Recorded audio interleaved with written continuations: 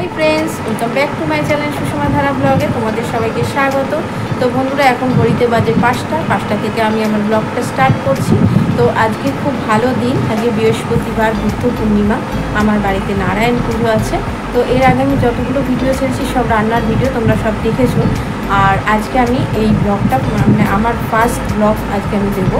আজকে আমি বাড়িতে পুজো কী হচ্ছে না হচ্ছে সব কিছু তোমাদেরকে দেখাবো। তো তোমরা ব্লগটা দেখতে থাকো।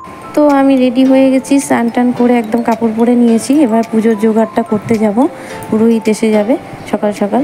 তো এখানে রেডি হয়ে গেছে পুজোর, দেখো সব কিছু গুছিয়ে নিয়েছি, নৈবেদ্য সাজিয়ে ফল টল কেটে এখানে আলপনাও দিয়ে নিয়েছি, পুষ্পপত্র সাজিয়ে নিয়েছি। ঠাকুরটা পুরোহিত মশাই এসে বসাবে, আর এখানে সিন্নির জোগাড়টাও করে নিয়েছি। তো এখানে ব্রাহ্মণ চলে এসেছে, এখানে পুজো শুরু হয়ে গেছে, দেখতেই পাচ্ছ। এখানে বাড়ির লোকেরা, আমার মা, কাকি শাশুড়ি, আমার মেয়ে, ননদরা সবাই বসে পুজো দেখছে। আর এখানে যজ্ঞের জন্য রেডি করছে, যজ্ঞ করতে কি কি নিয়ম আছে সেগুলো করছে।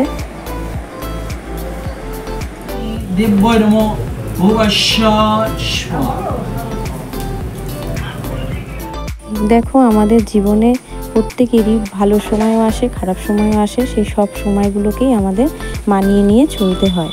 পুজো করলে মানসিক একটা শান্তি পাওয়া যায় মনের মধ্যে।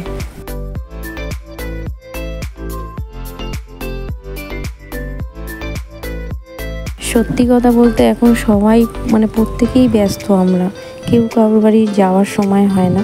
তো বাড়িতে কোনো অকেশান হলে তখনই সবার সাথে দেখা হয়, সবাই কত গল্প করে, কত আনন্দ করে, খুব ভালো লাগে তখন সেই সময়টা।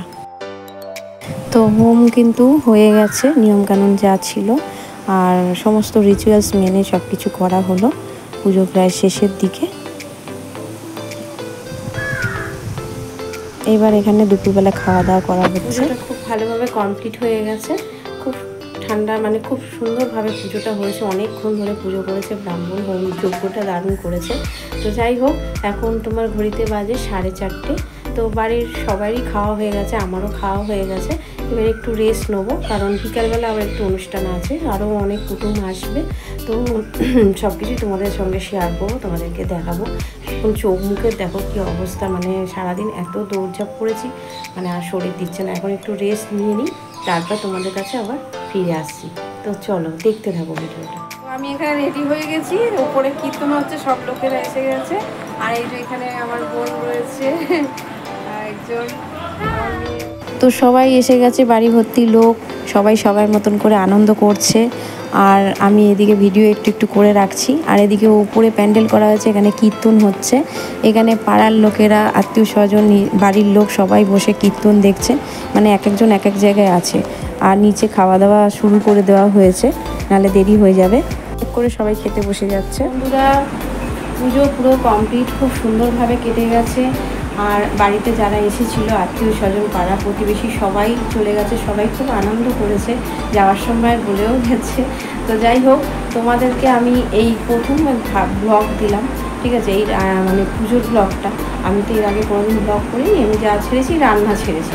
তো আমার ব্লগটা কেমন লেগেছে অতি অবশ্যই কিন্তু তোমরা কমেন্ট করে জানবে। আর এখন রাত্রি তোমার 1:45 বাজে।